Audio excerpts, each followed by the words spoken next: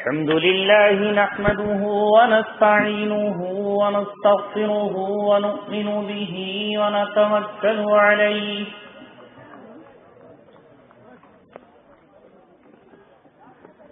ونعوذ بالله من شرور أنفسنا ومن سيئات أعمالنا من يهده الله فلا مضل له ومن يضلله فلا هادي له ونشهد أن لا إله إلا الله وحده لا شريك له ونشهد أن سيدنا وسندنا وشفيعنا وحبيبنا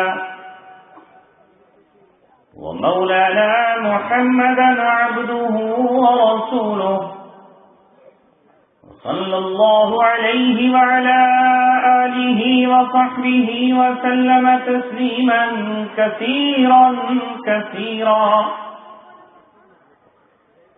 أما بعد قال الله تبارك وتعالى في كتابه الكريم ولا يزالون يقاتلونكم حتى يردوكم عن دينكم إن استطاعوا وقال تعالى في آية أخرى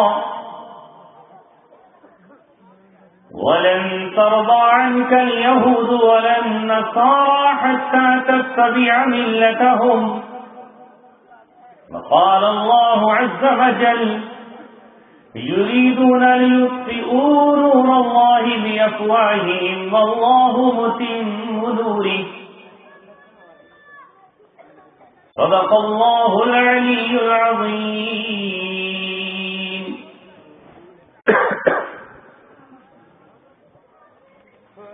قال رسول الله صلى الله عليه وسلم يوشك أن تداعى عليكم الأمم كما تداعى الأكلة إلى قصعتها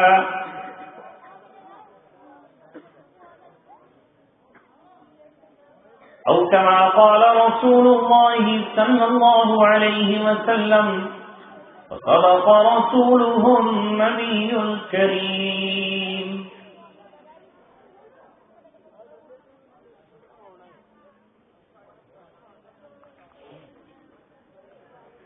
اے گردش دوران ہم سے نہ الجھ، اے گردش دوران ہم سے نہ الجھ، ہم نے ہر دور میں جینے کی قسم کھائی، شاخوں سے ٹوٹ جائیں وہ پتے نہیں ہے ہم، ذرا آندھیوں سے کہہ دو اوقات میں رہے، توحید کی امانت سینوں میں ہے ہمارے، آسان نہیں مٹانا، نام و نشاں ہمارا باطل سے دبنے والے، اے آسمان نہیں ہم 100 بار کر چکا ہے تو امتحان ہمارا۔ آج سے 3 سال پہلے آپ کی بستی میں آنا ہوا تھا اور 3 سال کے بعد پھر مولانا محمد یوسف صاحب کی دعوت پر اس نئے ادارے میں پانچلی گاؤں میں جو ضلع میرٹھ میں پڑتا ہے، پھر آج رات کی اس تاریخی میں اللہ تبارک و تعالیٰ نے کچھ کہنے کے لیے بھیجا ہے اور آپ کو سننے کے لیے جمع فرمایا ہے۔ ان 3 سالوں میں بہت کچھ زمانے میں تبدیلیاں آ چکی ہیں، جو حالات 3 سال پہلے تھے وہ آج نہیں ہیں، اور اگلا سال جب آپ مارچ کا سورج دیکھیں گے تو دنیا کے یہ حالات نہیں ہوں گے۔ میں نے قرآن کریم کی 3 آیات کا سہارا لیا ہے اور اسی کی روشنی میں آپ سے کچھ گفتگو کرنا ہے۔ میری نظروں کے سامنے وہ نوجوان زیادہ تعداد میں ہیں جو ابھی جوانی کی دہلیز پر قدم رکھ رہے ہیں اور جن کا شعور ابھی جاگ رہا ہے جنہوں نے ابھی بچپن کی ایک منزل طے کی ہے اور جوانی کی چوکھٹ پر پہلا قدم رکھا ہے۔ حالانکہ میری نظریں یہاں بزرگوں کو بھی دیکھ رہی ہیں جنہوں نے زمانہ دیکھا ہے اور حالات کو کروٹیں لیتے اور بدلتے ہوئے دیکھا ہے، لیکن جس طرح ابھی تھوڑی دیر پہلے دنیا پر اجالوں کا، روشنیوں کا راج تھا اور اب اس وقت اندھیروں کا راج ہے، لیکن چند گھنٹوں کے بعد اندھیروں کو ختم کرنے کے لیے اندھیروں سے نجات دلانے کے لیے صبح صادق پیغام لے کر آئے گی، آفتاب کا، سورج کی شعاؤں کا، اور جب سورج آئے گا اس کے سامنے رات کے اندھیرے سمٹ جائیں گے، رات کی تاریکیاں چھٹ جائیں گی، یہ گھنگھور کالی گھٹا اس کی چادر سمٹ جائے گی۔ بالکل سیم یہی پوزیشن اب سے کچھ سال پہلے دنیا کی تھی، جہاں ساری دنیا پر ظلم کا قبضہ تھا۔ ظالم یہ کہتے تھے کہ دنیا کا کوئی چپا نہیں چھوڑیں گے جہاں پر ہم ظلم اور ستم نہیں کریں گے، ہم اسلام کو صفحہ ہستی سے مٹا کر دم لیں گے۔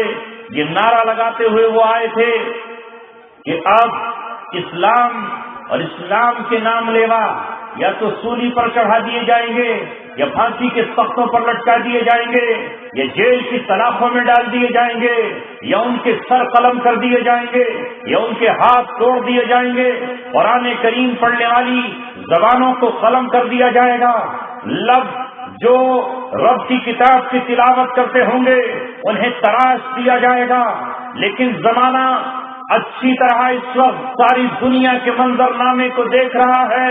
اہل حق کل بھی زندہ تھے اور آج بھی زندہ ہیں، اسلام کل بھی زندہ تھا اور آج بھی زندہ ہے، مسلمان کل بھی موجود تھے اور آج بھی موجود ہیں، محمد رسول اللہ صلی اللہ علیہ وسلم کے دیوانے کل بھی موجود تھے اور آج بھی موجود ہیں، محمد رسول اللہ کا نام کل بھی لیا جا رہا تھا اور آج بھی لیا جا رہا ہے، اور اللہ تبارک و تعالیٰ نے اس دین کے غلبے کا وعدہ کیا ہے۔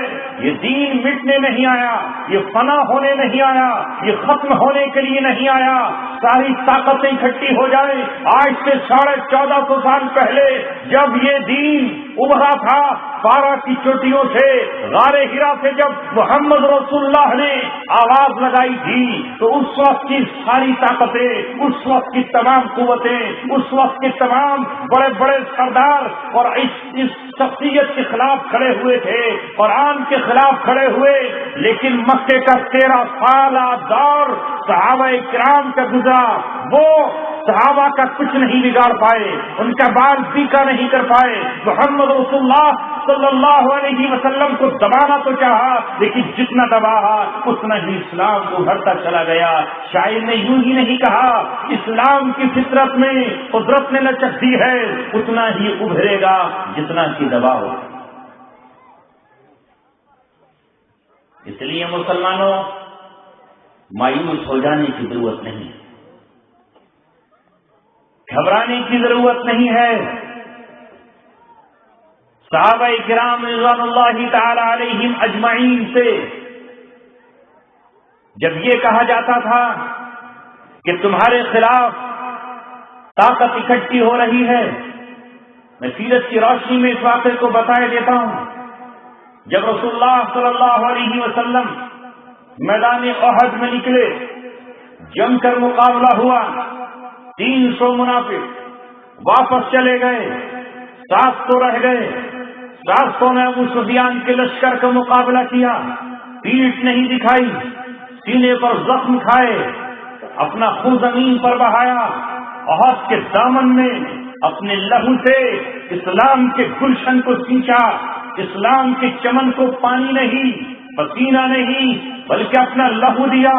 یہ اسلام کیسے مٹ جائے گا جس کے ایک ایک درخت میں صحابہ کا خون شامل ہے، اور صحابہ کی بات تو چھوڑیے، جس کی بنیادوں میں شہنشاہ کائنات، جس کی بنیادوں میں فخر موجودات جس کی بنیادوں میں رسول اللہ صلی اللہ علیہ وسلم کا لہو موجود ہے، آپ کا خون موجود ہے، اس میں کبھی اس چمن پر کبھی خزاں کا موسم نہیں آ سکتا، وہ اجڑ نہیں سکتا، وہ برباد نہیں ہو سکتا، وہ تباہ نہیں ہو سکتا، اسے مٹانے والے ہمیشہ تباہ ہوتے رہے ہیں۔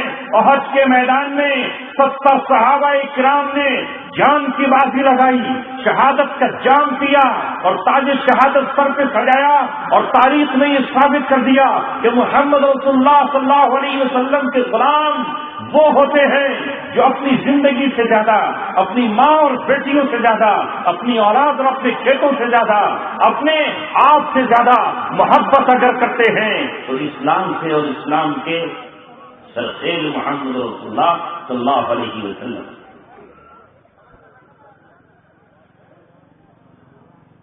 جنگ برابر ہوئی، ابو سفیان نے اعلان کر دیا واپسی کا، اور یہ کہہ کر اعلان کیا کہ پچھلے سال بدر میں تم نے ہمارے 70 آدمی مارے تھے، ہم نے 70 کا بدلہ لے لیا، ہم نے بھی آج تمہارے 70 قتل کر دیے۔ مسلمانوں غور سے سنو، جب ابو سفیان نے یہ کہا کہ تم نے ہمارے پچھلے سال بدر میں 70 آدمی قتل کر دیے تھے، ہم نے تمہارے 70 کے بدلے میں مار دیے، لہذا تل کا بتل کا، یہ جنگ اس جنگ کے برابر ہو گئی، دونوں طرف سے بات برابر۔ تب نبی پاک صلی اللہ علیہ وسلم نے فرمایا ابو سفیان تو غلط کہتا ہے، برابر نہیں ہوئے، قتلانا فی الجنہ وموتاکم فی النار، ہمارے مر جانے والے، ہمارے گلا کٹانے والے، ہمارے اپنے جسم کے ٹکڑے کرانے والے جنت کی وادیوں میں ہیں، اللہ کے عرش کے نیچے اس کی قندیلوں میں ہیں، 7 جنتوں کی سیر کر رہے ہیں، اور تمہارے مرنے والے جو بدر میں مرے ہیں وہ جہنم کے گڑھوں میں ہیں، وہ آگ کے کنووں میں ہیں، وہ سانپ اور بچھوؤں کے منہ میں ہیں۔ ہمارے مرنے والے شہید ہیں، تیرے مرنے والے مردار اور لاشیں ہیں، دونوں برابر کیسے ہو سکتے ہیں؟ ایک جنت میں گئے ہیں اور ایک جہنم میں گئے ہیں، ایک اللہ تبارک و تعالیٰ کی راہ میں قتل ہوئے ہیں اور دوسرے شیطان کی راہ میں قتل ہوئے ہیں، دونوں برابر کیسے ہو سکتے ہیں؟ یہ تو آپ نے جواب دیا۔ اس کے بعد ابو سفیان کہتا ہے ٹھیک ہے، آئندہ سال ہم پھر بدر میں جمع ہوں گے، وہی بدر جس میں پہلی لڑائی ہوئی تھی، میں آئندہ سال انہی تاریخوں میں پھر اپنا لشکر لے کر آؤں گا۔ رسول اللہ صلی اللہ علیہ وسلم نے کہا تیرا چیلنج قبول ہے، انشاءاللہ ہم بھی حاضر ہوں گے اور تو بھی آ جائے۔ آپ اس نبی کے ماننے والے ہیں جو نبی 27 مرتبہ خود میدان جنگ کی طرف نکلا ہے، 27 مرتبہ خود رسول اللہ صلی اللہ علیہ وسلم میدان جنگ کی طرف گئے ہیں۔ آج ہندوستان کا مسلمان ہو یا دنیا کا مسلمان، وہ لفظ جنگ سے گھبراتا ہے، وہ اس کی بات نہیں کرتا، حالانکہ اسی ملک کی رہنے والی قوم اپنے جنگی رہنماؤں کی یاد مناتی ہے۔ دشہرے میں وہ یاد مناتے ہیں کہ ہمارا کوئی رہبر تھا جو سری لنکا کو جلا کر خاک میں مٹا کر راون کو مار کر آیا تھا اور اپنی سیتا کو لے کر آیا تھا، اس نے اتنے بار چلائے، اتنے تیر چلائے، اس طرح اس نے قتل عام کیا، اسے کوئی خوف نہیں ہے کہ اس کا رہنما جنگ کر کے لوٹا ہے، اور مسلمانوں کو خوف ہو جاتا ہے اور مسلمان دہشت کا شکار ہو جاتے ہیں۔ وہ یہ بھی نہیں بتاتے کہ محمد رسول اللہ صلی اللہ علیہ وسلم 27 مرتبہ جنگوں کی طرف نکلے ہیں۔ نبی پاک صلی اللہ علیہ وسلم نے صحابہ کے لشکر روانہ کیے ہیں۔ کیا دنیا کی ساری قومیں یہ کہتی ہیں کہ ہم نے جنگ لڑی ہے؟ اشوکا کی جنگوں کا ذکر کیا جاتا ہے اور نہ جانے کون کون سی منگولوں کی جنگوں کا ذکر کیا جاتا ہے، لیکن مسلمان کیوں جی چراتا ہے؟ محمد رسول اللہ صلی اللہ علیہ وسلم احد میں نکلے ہیں اور مقابلہ ہوا ہے، جس کو قرآن بیان کر رہا ہے، جس سے رسول کی سیرت بیان کر رہی ہے، جسے امام بخاری بیان کرتے ہیں، امام مسلم بیان کرتے ہیں۔ لہذا اس جنگ میں 70 صحابہ ضرور قتل ہوئے۔ اس کے بعد ابو سفیان چلا گیا، لیکن راستے میں پہنچ کر شیطان نے کہا کہ تم تو ادھورا کام کر کے چلے آئے، وہ زخمی تھے، تھوڑی سی اور ہمت کرتے تو سب کا سفایا ہو جاتا، تھوڑی اور ہمت کرتے تو مدینہ پہ چڑھائی کر دیتے اور مدینہ کو تہس نہس کر دیا جاتا۔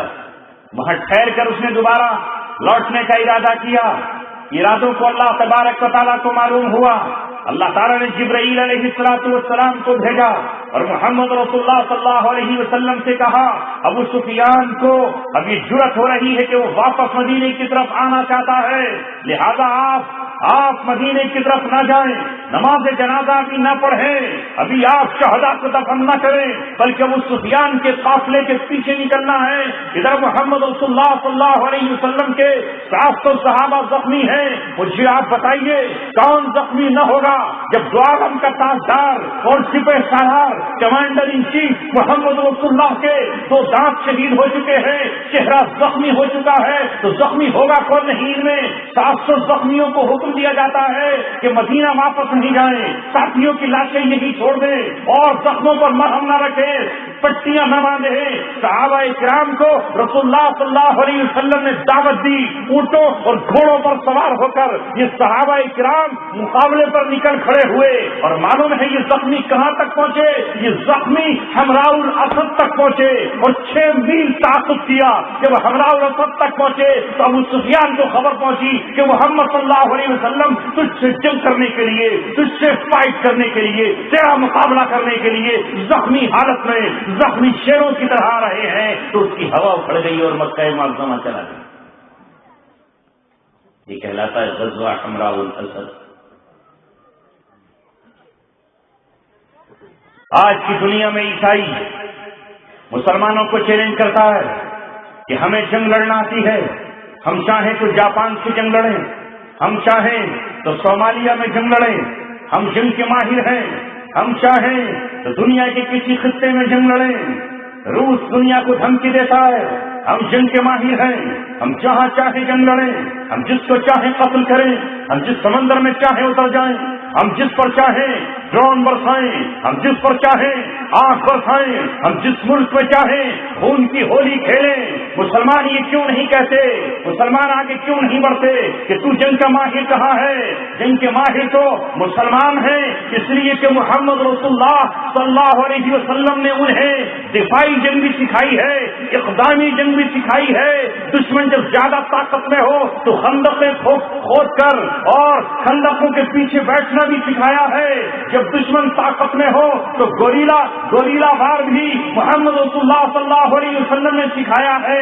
ارے ہمارا نبی تو وہ ہے جس نے ہمیں اس تنجے کا طریقہ بھی سکھایا ہے، جس نے ہمیں کھانے کے آداب بھی بتائے ہیں، جس نے ہمیں پینے کا طریقہ بھی بتایا ہے، جس نے ہمیں سونے کی ہدایات بھی دی ہے، جس نے ہمیں نماز بھی سکھائی ہے، جس نے ہمیں زکوٰۃ کا نظام بھی دیا ہے، جس نے ہمیں حج عمرہ بتایا ہے، جس نے ہمیں روحانیت بڑھانے کے لیے روزہ عطا کیا ہے، جس نے ہمیں صبر کا بھی حکم دیا ہے اور شکر کا بھی حکم دیا ہے، وہ محمد رسول اللہ صلی اللہ علیہ وسلم نے اپنے ماننے والوں کو دفاع کا بھی حق دیا ہے، اقدام کا بھی حق دیا ہے۔ محمد رسول اللہ صلی اللہ علیہ وسلم نے ہمیں سب کچھ بتایا ہے۔ ہمارے لیے نمونہ محمد رسول اللہ صلی اللہ علیہ وسلم کی زندگی ہے۔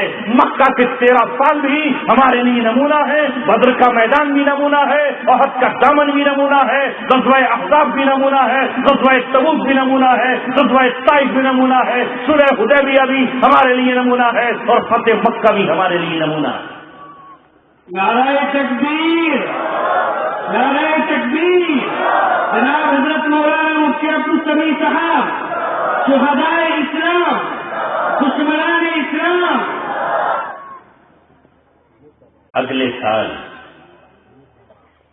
جب اگلا سال آیا اور وہی وعدے کا دن آیا جو ابو سفیان نے کہا تھا کہ ہم بدر میں آئیں گے، رسول اللہ صلی اللہ علیہ وسلم نے صحابہ سے کہا بدر کی طرف نکلو، مسلمانوں سے کہا ادھر نکلو۔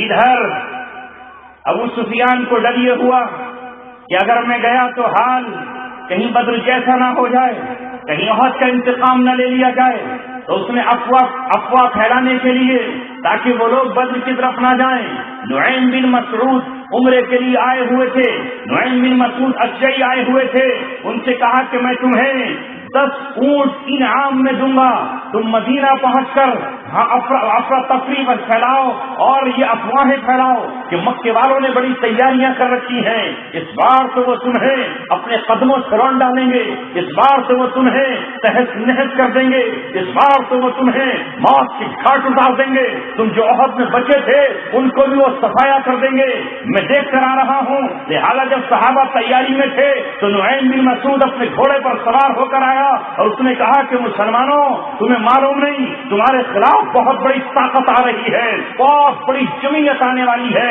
انہوں نے اتنا اسلحہ اکٹھا کیا ہوا ہے، اتنی قبائلوں کو جمع کیا ہوا ہے، لہذا بدر کی طرف نہ نکلو ورنہ بری موت مارے جاؤ گے، تم احد میں تو بچ گئے تھے لیکن اس بار جو بچے ہو وہ سب کے سب موت کی گھاٹ اتار دیے جائیں گے۔ یہ افواہ پھیلا رہا تھا، کیوں پھیلا رہا تھا؟ اس لیے کہ اسے 10 اونٹوں کے انعام کا لالچ دیا گیا تھا، ادھر اس نے افواہیں پھیلائی، ادھر محمد رسول اللہ صلی اللہ علیہ وسلم نے صحابہ سے کھڑے ہو کر یہ کہا، میں نے وعدہ کر لیا ہے ابو سفیان سے کہ ہم بدر میں نکلیں گے، صحابہ سنو، اگر تم میں سے کوئی نہ نکلے تو میں تنہا اور اکیلا نکلوں گا، مجھے کسی کی ضرورت نہیں ہے، اللہ تبارک و تعالیٰ کا حکم میرے لیے ہے۔ جب آپ نے یہ حکم دیا تو صحابہ اکرام میں سے تقریباً 1400-1500 صحابہ آپ صلی اللہ علیہ وسلم کے ساتھ نکلنے تیار ہو گئے۔ جس وقت صحابہ اکرام نکل رہے ہیں اللہ تبارک و تعالیٰ اس منظر کو بیان کر رہا ہے اور قیامت تک کے لیے نقشہ کھینچ رہا ہے کہ جب ان سے کہا گیا ان الناس قد جمعوا لکم، کہ تمہارے خلاف تو تمام لوگ اکٹھے ہو چکے، ان الناس قد جمعوا لکم، تمہارے خلاف تو جتھے کے جتھے اور گروہ کے گروہ اور قبیلے کے قبیلے اکٹھے ہیں، ڈر جاؤ ان سے۔ اس خبر نے کیا کیا؟ ان کے قدم نہیں اکھڑے، ان کے حوصلے نہیں ٹوٹے، ان کی ہمتوں نے جواب نہیں دیا۔ فزادہم ایمانا، اس خبر نے ان کے ایمان کو بڑھا دیا، ان کا ایمان ٹھاٹے مارنے لگا، ان کا ایمان دریا کی طرح جوش میں آ گیا، ان کا ایمان سمندر کی طرح اس کی موجوں کی طرح لہریں لینے لگا، اور کیا آیا ان کی زبانوں پر؟ ہائے نہیں، توبہ نہیں، ہائے توبہ نہیں، کہ اب کیا ہوگا، بچوں کا کیا ہوگا، ملک کا کیا ہوگا، ہماری مسجد کا کیا ہوگا، ہماری اولادوں کا کیا ہوگا۔ انہوں نے کہا حسبنا اللہ و نعم الوکیل، اللہ تبارک و تعالیٰ ہمیں کافی ہے اور اللہ تبارک و تعالیٰ ہمارا بہترین کارساز ہے، جس نے بدر میں ہمیں فتح نصیب فرمائی، جس نے احد میں ہمیں زندگی عطا فرمائی اور جس نے ہمیں آج تک عزت عطا فرمائی ہے، وہ اللہ تبارک و تعالیٰ کافی ہے۔ باطل کی طاقت کتنی ہی کیوں نہ ہو اللہ کی طاقت سے زیادہ نہیں ہے۔ لہذا قرآن یہ کہتا ہے کہ جب مسلمانوں کے سامنے، نبی کے دیوانوں کے سامنے، اہل ایمان کے سامنے یہ تذکرہ کیا جاتا ہے کہ دشمن تمہارا اس وقت بہت تیاری کر رہا ہے، بہت زیادہ طاقت میں ہے، بہت زیادہ قوت میں ہے، تو ان کی زبانوں پر گھبراہٹ نہیں آتی، مایوسی نہیں آتی، ان کے قدم لڑکھڑا نہیں جاتے، ان کے حوصلے جواب نہیں دیتے، بلکہ ان کی زبانوں پر جو الفاظ آتے ہیں وہ ہیں حسبنا اللہ و نعم الوکیل، اللہ تبارک و تعالیٰ ہمارا کارساز، بہترین کارساز اور ہمیں کافی۔ اے مسلمانوں، دنیا آج کس منزل پر کھڑی ہے اسے سمجھو۔ یہ وقت لطیفے سننے اور سنانے کا نہیں ہے، یہ وقت قصے اور کہانیوں میں وقت گنوا دینے کا نہیں ہے، یہ وقت ہے جاگنے کا، یہ وقت ہے کھڑے ہو جانے کا، اور اس وقت کسی کے انتظار کا وقت نہیں ہے۔ غزوہ موسیٰ میں نبی پاک صلی اللہ علیہ وسلم نے صحابہ کو بھیجا، غالباً جن کی تعداد 3000 ہے۔ آپ نے کمانڈر ان چیف زید بن حارثہ کو بنایا، جو آپ کے منہ بولے بیٹے، یہ زید غلام تھے، آپ نے ان کو آزاد کیا اور اپنا بیٹا ہی بنا لیا۔ زید غلام کو بیٹا بنایا، یہ بات ہم نے کئی مقامات پر کہی ہے اور آج پھر دہراتے ہیں۔ رسول اللہ صلی اللہ علیہ وسلم کی ذات وہ ہے کہ جب بھی قربانی کا مرحلہ آیا تو آپ نے اپنے آپ کو اپنے خاندان کو اور بنو ہاشم کو آگے کیا، دوسروں کو آگے نہیں کیا۔ غزوہ بدر میں آپ دیکھیے کون سب سے پہلے آگے بڑھتے ہیں؟ آپ نے حضرت حمزہ کو آگے بڑھایا، حضرت علی کو آگے بڑھایا اور ابو عبیدہ بن جراح کو آگے بڑھایا۔ یہ تینوں آپ کے عزیز ہیں، ایک چچا ہے، ایک چچیرا بھائی ہے اور وہ بھی آپ کے ہیں۔ آپ نے دوسروں کو آگے نہیں کیا، بلکہ اگر مقابلہ ہوا تو ان تینوں کا مقابلہ ہوا، جس میں عبیدہ بن جراح شہادت کا جام پی گئے، حضرت علی نے اپنے مد مقابل کو ڈھیر کر دیا، حضرت حمزہ نے اپنے مد مقابل کو ہاتھ میں ملا دیا، اور یہاں تک کہ جب اگلا سال آتا ہے تو محمد رسول اللہ صلی اللہ علیہ وسلم کے سگے چچا کی لاش 13 ٹکڑے ہوئے پڑی ہے۔ اگر کسی کا کلیجہ نکلا ہوا ہے تو محمد رسول اللہ کے چچا ہیں، اگر کسی کے کان کٹے ہیں تو محمد رسول اللہ کے چچا ہیں، اگر کسی کا دل چبایا گیا ہے تو وہ محمد رسول اللہ کے چچا ہیں۔ یہاں محمد رسول اللہ بھی بیٹھ جوڑ سے نہیں بیٹھے ہیں، بلکہ احد میں آپ زخمی ہیں اور آپ کے لہو، آپ کا لہو آپ کے چہرے پہ ٹپک رہا ہے۔ جب قربانی کا وقت آیا ہے تو محمد رسول اللہ صلی اللہ علیہ وسلم نے سب سے آگے بڑھ کر قربانی دی ہے، اور جب بانٹنے کا مرحلہ آیا اور جب تقسیم کرنے کا مسئلہ آیا اور جب دنیا کو دینے کا مسئلہ آیا تو آپ نے اعلان کر دیا کہ میرا خاندان قیامت تک زکات نہیں لے گا، زکات نہیں، صدقہ نہیں، ہم بانٹیں گے، دنیا کو دیں گے۔ لہذا آپ نے بنو ہاشم پر، اپنے خاندان پر زکات کو حرام قرار دیا۔ زکات انہیں نہیں چاہیے، زکات باقی امت کے تمام غریب نے، ان کے مسکین لیں، ان کے یتیم لیں، ان کے مسافر لیں، ان کے مقروض لیں، ان کے غلاموں پہ خرچ کی جائے، ان کی گردنوں کو چھڑایا جائے، ان کے فقراء پہ خرچ کی جائے، عاملین جو زکات وصول کریں ان پہ خرچ کی جائے، دلوں کو جوڑنے کے لیے نامسلموں پہ خرچ کی جائے۔ یہ رسول اللہ صلی اللہ علیہ وسلم نے ہمیشہ قربانی دی ہے۔ قربانی کا جب مرحلہ آیا تو آپ نے اپنے آپ کو آگے رکھا۔ آج مسجد نبوی میں سونا بٹ رہا ہے، چاندی بٹ رہی ہے، درہم و دینار تقسیم ہو رہے ہیں، اونٹ دیے جا رہے ہیں، بھاندیاں تقسیم ہو رہی ہیں، غلام دیے جا رہے ہیں۔ آج رسول اللہ صلی اللہ علیہ وسلم داد و دہیز لٹا رہے ہیں۔ آج انما انا قاسم واللہ یؤتی کا نعرہ لگانے والا کہہ رہا ہے میں بانٹنے والا ہوں اور تم لیے چلے جاؤ۔ آج حضرت عائشہ انتظار میں ہے، آج حضرت ام سلمہ انتظار میں ہے، آج ام حبیبہ انتظار میں ہے، آج حضرت زینب انتظار میں ہے کہ آج اللہ کے رسول ہماری جھولیاں بھر دیں گے، آج ہمیں بھی سونا اور چاندی ملے گا۔ لیکن محمد رسول اللہ مسجد نبوی جو سونے چاندی سے بھری ہوئی ہے، جس میں مال غنیمت ہے، یتیموں کو دے دیتے ہیں، بیواؤں کو بانٹتے ہیں، عورت کو دیتے ہیں، خدمت کو دیتے ہیں، اور تمام کو دینے کے بعد جب اپنے گھر میں داخل ہوتے ہیں تو دونوں ہاتھ خالی ہے۔ حضرت عائشہ کی چیخ نکل جاتی ہے اور بیویاں رونے لگتی ہیں، اے پوری دنیا کو دینے والے، اے کائنات کو بانٹنے والے، آج تیری ازواج مطہرات پردے کے پیچھے سے منتظر تھی کہ آج ہمیں بھی مل جائے گا، آج ہمیں بھی مل جائے گا، آج ہمارا نصیبہ کتنا اونچا ہوگا کہ آج ہمیں سونے چاندی کے انبار ملیں گے۔ محمد رسول اللہ صلی اللہ علیہ وسلم نے زبان سے کچھ نہیں کہا، لیکن قرآن کریم نے کہا اے محمد رسول اللہ کی گھر والیوں طے کرو، تمہیں دولت چاہیے، تمہیں سونا چاہیے، تمہیں چاندی چاہیے، تمہیں شہزادے چاہیے، تمہیں مالدار اور امیر چاہیے، تو میرا محبوب تمہیں طلاق دیے دیتا ہے، جس سے چاہنا طلاق کے بعد عزت کے بعد نکاح کر لینا۔ جب یہ آیتیں اتری ہیں تو اللہ کے رسول صلی اللہ علیہ وسلم نے جب پڑھ کر سنائی ہیں تو حضرت عائشہ کی ہچکیاں بن گئیں، سسکیاں نکل گئیں اور کہا ہم آپ کی چوکھٹ پہ راضی ہیں، ہم آپ کے در پہ راضی ہیں۔ اللہ کے رسول ہم نے تو جائز مطالبہ کیا تھا، ہمیں کیا پتا تھا کہ اللہ تبارک و تعالیٰ نے آپ کو قربانی کے لیے بھیجا ہے کہ آپ اپنے گھر والوں کو محروم رکھیں اور دوسروں کو تقسیم کرتے رہیں اور بانٹتے رہیں۔ آج پوری دنیا میں وہ مسلمان جو دوسروں کو بانٹنے آیا تھا وہ دوسروں کے حق چھیننے کے لیے کھڑا ہوا ہے۔ اسے احساس ہی نہیں ہے کہ وہ کیا تھا، کیوں آیا تھا وہ دنیا میں، کس لیے اللہ نے اسے بھیجا۔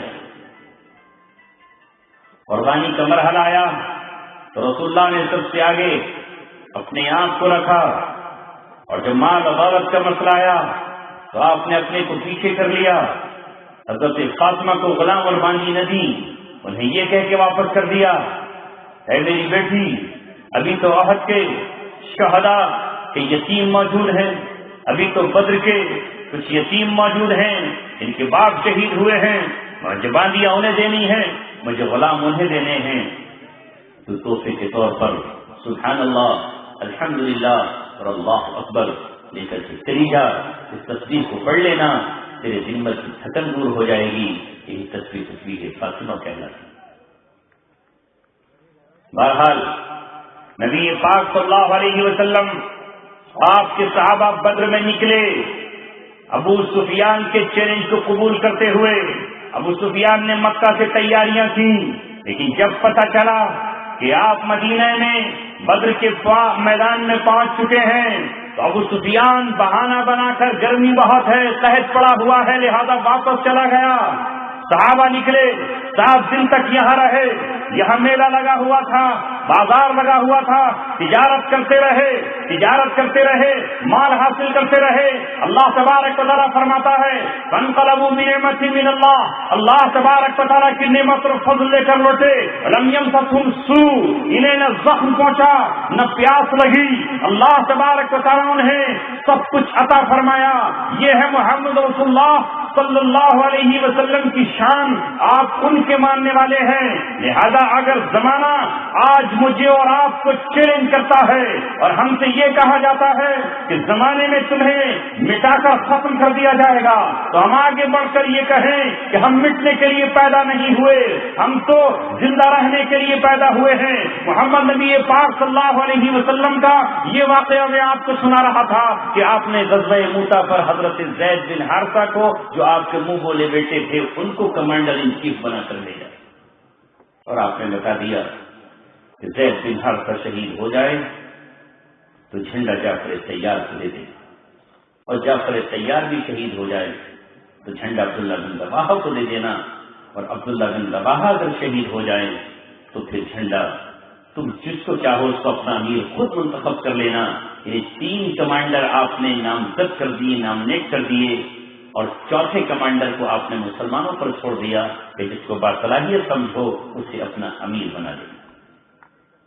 غزوہ موتا عیسائیوں سے مقابلہ ہے، سپر پاور سے مقابلہ ہے، اس کا محمد کے غلاموں کا۔ ایک طرف 2 لاکھ عیسائی ہے، ادھر 3000 کا معمولی سا لشکر ہے، دشمن کی سرزمین میں موتا تک پہنچ چکا ہے، مقابلہ ہوتا ہے۔ لہذا حضرت زید بن حارثہ بہادری کے جوہر دکھاتے ہوئے، داد شجاعت کے جھنڈے گاڑتے ہوئے، اسلام کا پرچم اٹھاتے ہوئے شہادت کا جام پی لیتے ہیں۔ ادھر وہ شہید ہوتے ہیں، ادھر پرچم زمین پر گرنے سے پہلے حضرت جعفر طیار اپنے ہاتھوں میں اٹھا لیتے ہیں۔ یہ جعفر کون ہے؟ یہ جعفر حضرت علی کے بھائی ہیں، یہ جعفر نبی پاک صلی اللہ علیہ وسلم کے چچیرے بھائی ہیں، ابو طالب کے بیٹے ہیں۔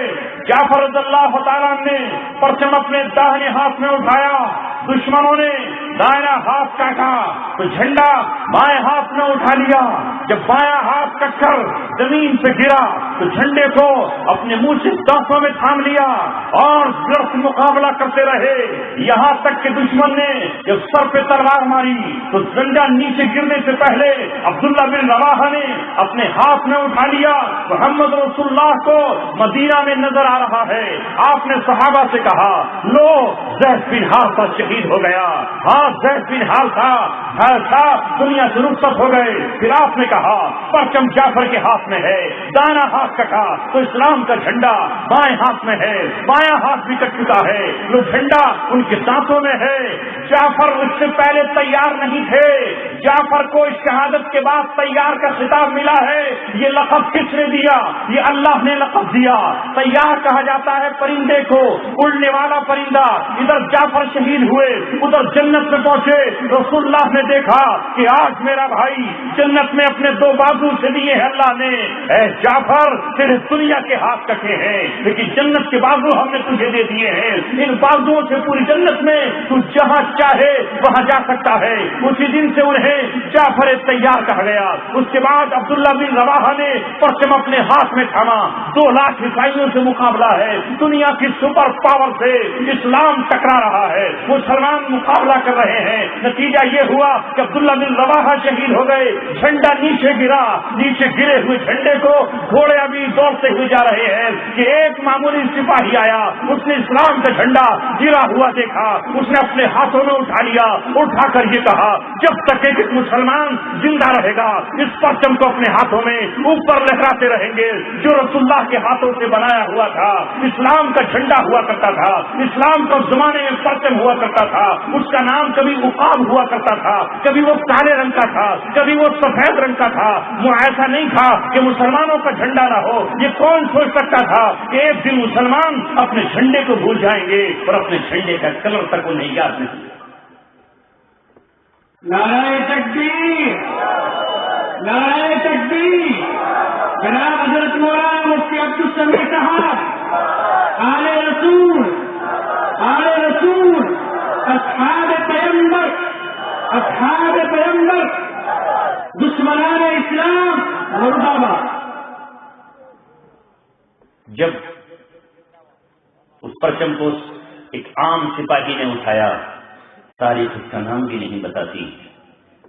اس نے پکار کر لوگوں سے کہا وہ کیسے سچائی والے لوگ تھے, کیوں نہ ان پہ زمین ناز کرتی, کیوں نہ قرآن ان پہ ناز کرتا, کیوں نہ ان کے لیے رضی اللہ عنہم کا خطاب ملتا.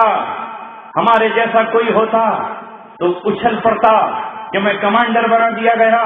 انہوں نے کہا لوگوں میں کمانڈر بننے کے لائق نہیں, میں اس پرچم کا حق ادا کرنے کے لائق نہیں, میں اس پرچم کے قابل نہیں ہوں.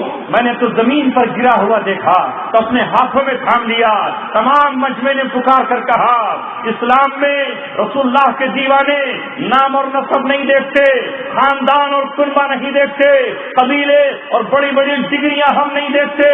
تو نے پرچم اٹھایا ہے, تو ہی ہمارا کمانڈر ہے, تو ہی ہمارا اس جنگ کا امیر ہے. اس نے کہا نانا مسلمانوں مجھے میں اس لائق نہیں ہوں, میں اس سپاہی کی طرح تو مقابلہ کر سکتا ہوں, جنگ کی قیادت نہیں کر سکتا. جو اس لائق ہو وہ اس پرچم کو اپنے ہاتھ میں تھام لے. جب یہ منظر آیا تو خالد بن ولید جو اس جنگ میں پہلی مرتبہ حاضر ہوئے تھے, اسلام لانے کے بعد گھوڑے کو ایڑ لگا کر آگے بڑھے اور کہا اللہ اب پرچم میرے ہاتھ میں دے, میں اس پرچم کی لاج رکھوں گا. حضرت خالد بن ولید نے جھنڈا اپنے ہاتھ میں لیا. رسول اللہ صلی اللہ علیہ وسلم مدینہ منورہ میں آپ کا چہرہ کھل اٹھا اور آپ نے کہا اب پرچم سیف من سیوف اللہ, اللہ کی تلواروں میں سے ایک تلوار کے ہاتھ میں آ چکا ہے. اس دن خالد بن ولید کو سیف اللہ کا خطاب ملا. اور سیف اللہ کا خطاب کیوں ملا اس کی وجہ آپ کو بتا دیتا ہوں. خالد بن ولید نے اس دن عیسائیوں کا اس طرح مقابلہ کیا کہ ایک تلوار ٹوٹی تو دوسری ہاتھ میں لی, لڑتے لڑتے وہ ٹوٹی تو تیسری تلوار لے لی, وہ ٹوٹ گئی تو چوتھی تلوار لی, وہ جب ٹکڑے ٹکڑے ہوئی تو پانچویں اٹھا لی, پانچویں ٹوٹی تو چھٹی سے مقابلہ کیا, چھٹی جب ٹکڑے ٹکڑے ہوئی تو ساتویں سے مقابلہ کیا, ساتویں تلوار کہ جب پاک سے اڑ گئے تو آٹھویں تلوار لی, آٹھویں تلوار ٹوٹی, نویں تلوار بھی توڑ دی. خالد بن ولید نے اللہ تبارک و تعالیٰ نے کہا او خالد تیری کڑائی پر تو فرشتے جھوم اٹھے, تیرے بازو پر تو رب کو ناز آ گیا. اب تو اللہ تبارک و تعالیٰ کی تلوار ہے, دشمن کی کوئی تلوار تجھے قتل نہیں کر سکتی ہے, اور تو اللہ تبارک و تعالیٰ کی زندہ تلوار زمین سے بن کر ہے. اس لیے انہیں سیف اللہ کہا جاتا ہے, اور کسی جنگ میں کوئی کافر ان کو قتل نہیں کر سکا. کوئی کافر حضرت خالد ولید کو قتل نہیں کر سکا. اللہ تبارک و تعالیٰ نے انہیں سیف اللہ کا خطاب دیا.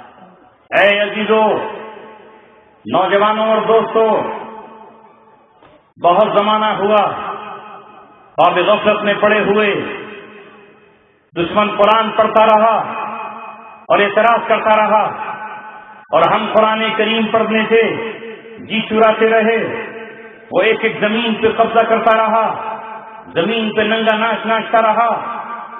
اس نے 1917 سے لے کر 1989 تک روس کی شکل میں کمیونزم کا پرچم لے کر، سرخ جھنڈے لے کر زمین سے اسلام کو مٹا دیا، مسجدوں کو ڈھایا، مدارس پر بلڈوزر چلائے، خانقاہوں کو اجاڑ دیا، قرآن کریم پر پابندی عائد کی۔ 70 سال تک جہاں جہاں تک روس کا جھنڈا تھا، جہاں جہاں تک روس کی فوجیں تھیں، وہاں وہاں اسلام کا نام نہیں لیا جا سکتا تھا، کوئی قرآن پڑھنے والا نہ بچا، مرتد بنا دیا گیا، اعلان کر دیا گیا کوئی قرآن نہیں پڑھے گا، تمام اسلامک ریاستوں کو ملیا میٹ کر دیا گیا۔ 70 سال تک وہ دندناتا رہا اور تازیانے بجاتا رہا، مسجدوں میں شراب پی جاتی رہی، قرآن پر گولیاں چلتی رہی، قرآن کریم کو ٹوائلٹ اور بیت الخلا میں ڈالا جاتا رہا، اور مسلمان قرآن کریم کی سورہ انفال نہ پڑھ سکا، وہ سورہ توبہ نہ پڑھ سکا، وہ سورہ محمد اور سورہ قتال کی تلاوت نہ کر سکا۔ اس نے ان پورو خفافم و استقالہ کا مفہوم بدل دیا، اس نے مفہوم بدل دیا بالکل اس کا۔ اس نے کتب علیکم القتال وہو کرہ لکم کو یہاں سے پڑھنا چھوڑا اور آسان تکرہوا شیئا وہو خیر لکم سے پڑھنے لگا، یہ آسان تحبوا شیئا وہو شر لکم سے پڑھنے لگا۔ کتب علیکم القتال اس ٹکڑے کو اس نے اٹھا کر اور نکال کر کے پھینک دیا۔ لہذا جب یہ مرحلہ پیش آیا تو آج پوری دنیا میں صورتحال یہ ہے کہ مسلمانوں کی وہ سرزمینیں جہاں اسلام کا پرچم لہراتا تھا وہاں کفر کے جھنڈے لہرانے لگے، وہاں شراب بیچی جانے لگی، وہاں زناکاریاں ہونے لگی، وہاں شیطان کے نغمے اور بانسریاں بجنے لگی، وہاں کھلے عام زناکاریاں ہونے لگی، یہاں تک کہ پورا یورپ اور پورا اسپین ایک مسجد کو چرچ بنا دیا گیا۔ مسجد قرطبہ ہم سے چھین لی گئی، مسجد اقصی ہم سے چھین لی گئی، اور کل ہی ایک کٹر پنتھی یہودیوں نے مسجد اقصی میں جا کر بے حرمتی مسجد اقصی کی۔ آج ہماری صورتحال یہ ہے کہ ہم جو اللہ تبارک و تعالیٰ کا جھنڈا اٹھانے کے لیے آئے تھے، پرچم زمین پہ پڑا رہا، وہ ہمیں آواز دیتا رہا اور ہم اپنے کھیتوں میں نکلتے رہے، ہم اپنے کھلیانوں میں نکلتے رہے، ہم کافروں کو سجدے کرتے رہے، ہم کافروں کی تعظیم کرتے رہے، ہم ان کا استقبال کرتے رہے۔ اللہ تبارک و تعالیٰ کے دشمن کا استقبال کرنے کے لیے جو جائے گا، اللہ تبارک و تعالیٰ بتائیے اس سے کتنا راضی ہوگا۔ آپ کے باپ کا قاتل اگر آپ کے پاس آئے گا تو آپ اس سے محبت کریں گے یا اس سے نفرت کریں گے؟ ذرا ہمیں بتائیے تو صحیح کہ قرآن کا قاتل، قرآن کو جلانے والے، قرآن کو پھاڑ دینے والے، قرآن کریم کو ٹوائلٹ میں ڈال دینے والے، اس کا استقبال کرنے ہم جائیں؟ آج ہماری صورتحال یہ ہے کہ ہم خدا کے دشمنوں سے ان کا استقبال، ان کا احترام کرنے کے لیے جاتے ہیں۔ اللہ کے رسول تو فرماتے ہیں اذا لقیتم الکافر فاضطروه الى اضيقه، اگر تمہارا کسی کافر سے ملاقات اور راستے میں آ جاؤ تو وہ الگ کو دبے، تم ادھر کو نہ دبو۔ ہم کہہ رہے ہیں ارے مولانا کون سی بات سنا رہے ہو، میں تو ہار پھول کی تیاری کر رہا تھا کل پرسوں کے لیے، وہ آئے گا تو اس کے گلے میں گجرے ڈالوں گا، ہار ڈالوں گا، پھول ڈالوں گا، اور پھر اس کی زندہ باد کے اتنے نعرے لگاؤں گا کہ گلا بیٹھ جائے، پھر کچھ مجھے لونگ الائچی کھانی پڑے گی تو پھر گلا اٹھاؤں گا۔ یہ کون سی بات کر رہے ہیں ہم، کس دنیا کی بات کر رہے ہیں؟ اے میرے ساتھیوں اور عزیزوں اور دوستو، اللہ تبارک و تعالیٰ کا جو پرچم ہے، جو جھنڈا ہے، اسے اٹھانے کے لیے تیار ہو۔ اللہ آواز دے رہا ہے، آج پوری دنیا میں اسلام کو رسوا کرنے کے لیے، اسے مٹانے کے لیے پچھلے 13 سال سے انتھک کوششیں کی جا رہی ہیں، پچھلے 13 سال سے مسلسل کوششیں ہو رہی ہیں۔ ہم بتائیں ہم نے اسلام کو کیا دیا ہے، ہم نے اسلام کو کیا دیا ہے؟ آج بھی ہمارے اختلافات ختم نہیں ہوتے، آج بھی ہماری لڑائیاں ختم نہیں ہو رہی، جبکہ آپ یہودیوں کو اور عیسائیوں کو دیکھو، جبکہ آپ مشرکوں اور بت پرستوں کو دیکھو، جبکہ آپ بدھسٹوں اور تمام دنیا کی باطل قوتوں کمیونسٹوں کو دیکھو، ایک پلیٹ فارم پر جمع ہیں، ایک پیالے میں کھا رہے ہیں، ایک نیوالا دوسرے کے ہاتھ میں دے رہے ہیں. مقصد اور ایجنڈا کیا ہے؟ ایجنڈے پر ہیں صرف اور صرف ہم، ایجنڈے پر ہیں صرف اور صرف مسلمان، ایجنڈے پر ہیں صرف ہم کہ دنیا میں روئے زمین پر مسلمانوں کو کیسے مٹایا جائے. افغانستان میں جب اسلامی عمارت قائم ہوئی اور اللہ تبارک و تعالیٰ کا کلمہ جب وہاں نافذ ہوا اور جب شریعت مطہرہ وہاں پر نافذ ہوئی تو ساری دنیا اکٹھی ہو گئی. انہوں نے اپنے اختلافات بھلا دیے. عیسائی بھول گئے کہ یہودیوں نے ہی حضرت عیسیٰ کو سولی پر چڑھانے کا منصوبہ بنایا تھا. عیسائی بھول گئے، عیسائی اور یہودی بھول گئے کہ عیسائیوں نے جرمن کے چانسلر نے ہٹلر نے کتنے یہودیوں کو قتل کیا تھا، کتنوں کو گیس کے چیمبر میں ڈالا تھا. لیکن وہ دشمنیاں بھول کر انہوں نے ہاتھ میں ہاتھ ملائے اور سینے سے سینہ ملایا اور منصوبے یہ بنائے کہ کس طرح اسلام کو روکنا ہے، کس طرح نظام اسلام کو روکنا ہے، کس طرح اسلام کے کارواں اور قافلے کو روکنا ہے.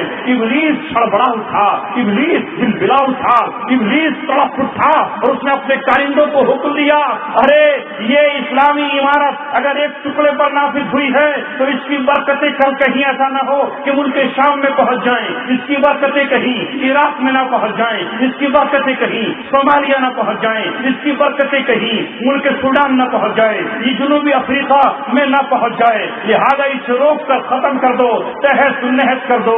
ان کے پاپ اور پادری اٹھے، سلیبیں اپنے ہاتھ میں لی، کراس اپنے ہاتھ میں لیا اور کہا کہ اب اسلام اور کروسیڈ یعنی عیسائیوں کی جنگ ہے. اب صلیب اور اسلام کی جنگ شروع ہو چکی ہے. ان کے حکمران اکٹھے ہوئے.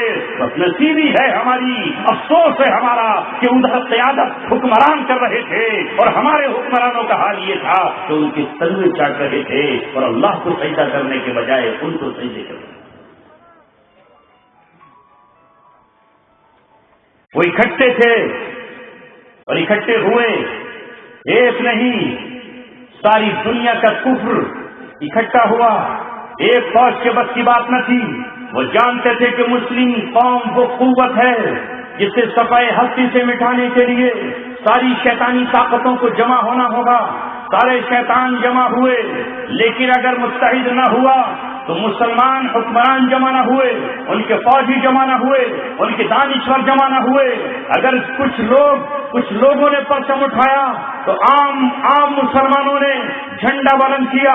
آج اللہ تبارک و تعالیٰ کا فضل ہے، ہم امت مسلمہ کو مبارکبادی پیش کرتے ہیں کہ اللہ کے رسول کی احادیث سچ ثابت ہو رہی ہیں. اللہ تبارک و تعالیٰ اس دین کو غلبہ عطا کر کے رہے گا. وہ ہم سے ہمارا ایمان نہیں چھین سکتے. میں نے قرآن کی ایک آیت پڑھی، اللہ تعالیٰ نے 1450 سال پہلے کہہ دیا ہے اور آج بھی موجود ہے، وَلَا يَزَالُونَ يُقَاتِلُونَكُمْ، وہ تم سے برابر قتال کرتے رہیں گے، وہ برابر تم سے جنگ کرتے رہیں گے. ہم کہتے نہیں آپ سے جنگوں کا دور ختم. ہم 20 سال پہلے کہہ رہے تھے جنگوں کا دور ختم کہ جنگوں کا دور شروع. 2 جنگوں کے بعد تیسری جنگ، جس کا دائرہ کوئی ایک ملک نہیں بلکہ پورا عالم. اس لیے کہ مسلمان کسی ایک ملک میں نہیں رہتے، مسلمان پورے عالم میں رہتے ہیں. مسلمانوں کے نزدیک کوئی سرحد نہیں ہے، سرحد کوئی نہیں ہے. مشرق سے لے کے مغرب تک ہمارا ایک اٹوٹ رشتہ ہے. جس طرح پانچلی کے مسلمان کا میرٹھ کے مسلمان سے رشتہ ہے، تو میرٹھ کے مسلمان کا رشتہ امریکہ کے شہر نیو یارک میں رہنے والے مسلمان سے وہی رشتہ ہے، اور نیو یارک میں رہنے والے مسلمان کا مکہ معظمہ میں رہنے والے مسلمان سے وہی رشتہ ہے. سرحدیں ہمارے رشتوں کو نہیں مان سکتی اور یہ ہمیں نہیں کاٹ سکتی. یہ اسلام ہے جو وطن کی بنیاد پر نہیں، علاقوں کی بنیاد پر نہیں، زبانوں کی بنیاد پر نہیں، یہاں رشتہ قائم ہوتا ہے لا الہ الا اللہ محمد رسول اللہ کے اقرار کر. یہی ایک رشتہ ہے. اگر سگا بھائی اس کا اقرار نہ کرے تو میدان جنگ میں سگے بھائی کے ہاتھوں مارا جاتا ہے. اگر اس کا اقرار ابو عبیدہ بن جراح کے باپ نہ کریں تو اپنے بیٹے کے ہاتھوں مارا جاتا ہے. اگر اس کا اقرار حضرت عمر کے ماموں نہ کریں تو حضرت عمر کے ہاتھوں قتل کیا جاتا ہے. اگر اس کا اقرار بنو ہاشم نہ کریں تو دوسرے قرار نہ کرے. کوئی رشتہ اور پاس لحاظ نہیں ہے. ہمارا صرف ایک رشتہ ہے اور وہ رشتہ ہے کلمہ طیبہ کا. ایک غلام کارا کلوٹا افریقہ کا رہنے والا کچھ نہ ہو اس کے پاس، لیکن جب کلمہ طیبہ پڑھ لے لا الہ الا اللہ محمد رسول اللہ، تو اس سے ہمارا وہ رشتہ ہے جو صحابہ کا حضرت بلال سے تھا. حضرت بلال جب آتے تو حضرت عمر کہتے یا سیدنا، یہ ہمارے سردار آ گئے ہیں. اور جس دن انتقال ہوا تو اس دن یہ نہیں کہا ماتا غلامنا، ہمارا غلام چلا گیا، بلکہ کہا ماتا سیدنا، آج ہمارا سردار چلا. اے ساتھیو عزیزو، وہ سب اکٹھے ہوئے کیوں نہ ہوتے، میرے آقا نے جو کچھ کہا ہے وہ تو ہو کے رہے گا.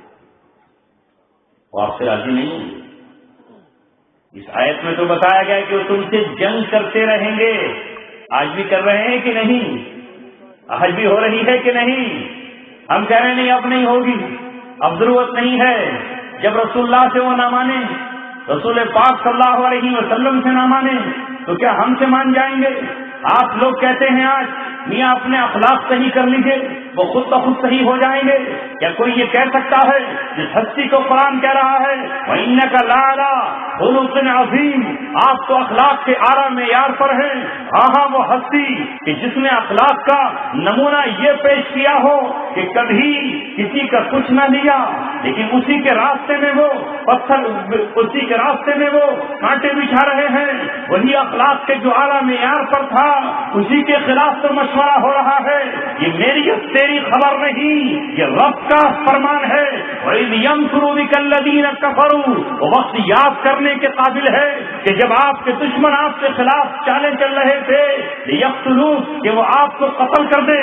وہ چالیں چل رہے تھے، قتل کرنے کی چال چل رہے ہیں. کیوں قتل کر رہے ہیں؟ مکہ میں تو کسی مسلمان نے، رسول اللہ کی ذات تو بہت درکنار ہے، کسی ایک مسلمان نے بھی کسی کافر کے تھپڑ نہیں مارا. ابو جہل کے منہ پر کوئی تماشا نہیں مارا گیا. وہاں مارنے کا حکم ملا ہی کہاں تھا؟ لہذا وہ مار بھی نہیں رہے ہیں بلکہ مار کھا رہے ہیں.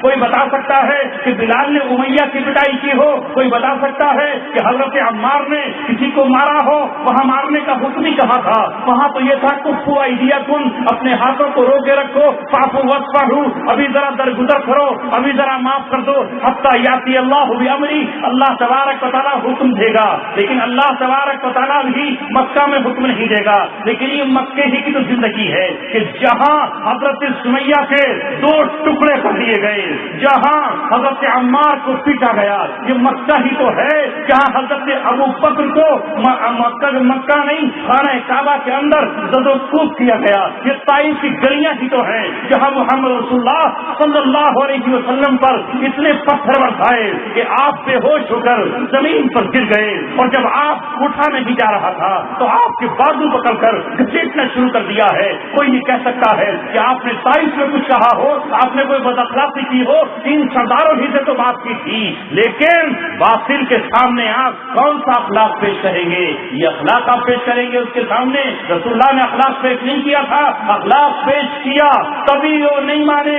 لیکن جب محمد رسول اللہ صلی اللہ علیہ وسلم نے، نبی پاک صلی اللہ علیہ وسلم مدینہ منورہ پہنچے اور جب آپ فتح مکہ پر 10,000 کا لشکر لے کر آئے تو اب کہا گئے یہ مکے والے بد اخلاقوں کے سامنے اخلاق پیش نہیں کیے، سانپ کے سامنے دودھ پیش نہیں کیا جاتا، بچھوؤں کو حلوہ نہیں کھلایا جاتا.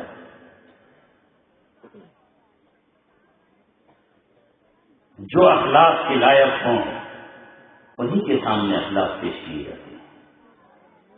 وہ اس لائق نہیں تھے، ابو جہل اس لائق نہیں تھا.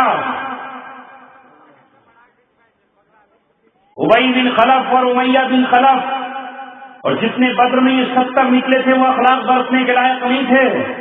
اخلاق تو 13 سال تک پیش کیے گئے نہیں. میرے عزیزوں، جو رسول اللہ صلی اللہ علیہ وسلم نے کیا وہی اخلاق ہے.